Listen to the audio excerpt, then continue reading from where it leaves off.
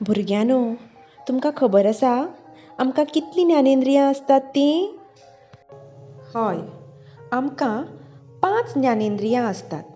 आतां तीं खंयचीं तें आमी आतां पळोवया. दोळे, कान, नाक, जीब आनी कात. सगळ्या ज्ञानेंद्रियांची कामां वेगवेगळीं असतात. दोळ्यांनी आमी आमच्या सरभोंवतणचें जग पळोवपाक शकतात. कानान आमी वेगवेगळे आवाज आयकुपाक शकतात. नाकान आमी श्वास घेतात, तशेंच आमकां बरो वायट वास लेगीत नाकान कळटा. जिबेन आमकां रूच कळटा. आमी जें कितें खातात ताची आमकां रूच जिबेन कळटा, जशें की गोड, तिखट, आंबट, कोडू ह्यो सगळ्यो रुची आमकां जिबेन कळटात. कातीक लागून आमकां स्पर्श कळटा.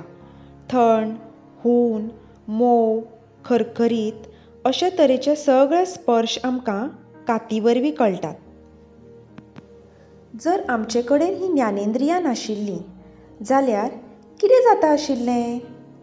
आमकां आमच्या भोंवतणच्यो वेगवेगळ्यो गजाली पळोवपाक, आयकुपाक मेळटा आशिल्ल्यो? ना. ह्याच ज्ञानेंद्रियां वरवीं आमी आमचें भोंवतणचें जग अणभवूंक शकतात. तर आतां आमी एक नवो पाठ शिकुया. पाठाचें नांव आसा मोन्यांनी सांगप. सुरवातेकच तुमचे खातीर एक ल्हानसो खेळ आसा. खेळाचें नांव आसा मोन्याचो खेळ.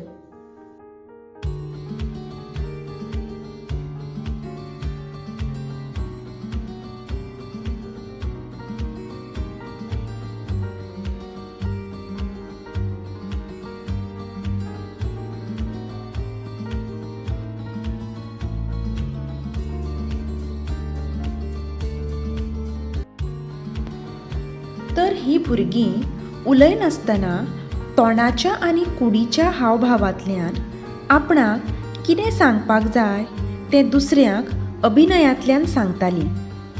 तुमकां कसो दिसलो हो खेळ? आतां हें चित्र पळयात.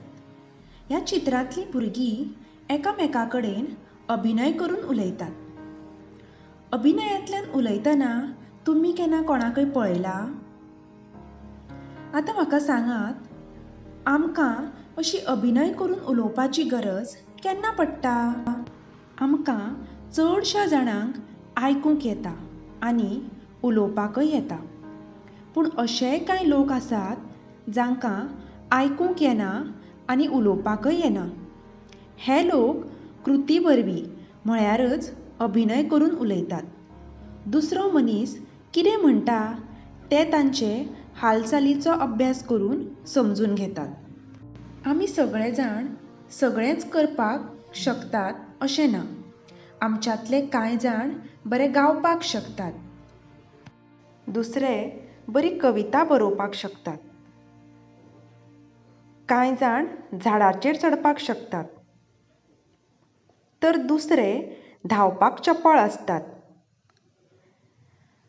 कांय जाण बरीं चित्रां काडपाक शकतात. तर दुसरे बरे गावपाक शकनात. सगळीं जाणां सगळेंच करपाक शकतात अशें ना. आमी सगळे आपआपले खाशेले पद्दतींत तरबेज आसतात, म्हळ्यार हुशार आसतात. आनी ते खातीर आमकां शाळा आसता, जंय आमकां एकामेका कडल्यान शिकूंक मेळटा. तर हो आशिल्लो मोन्यांनी सांगप ह्या पाठाचो पयलो भाग.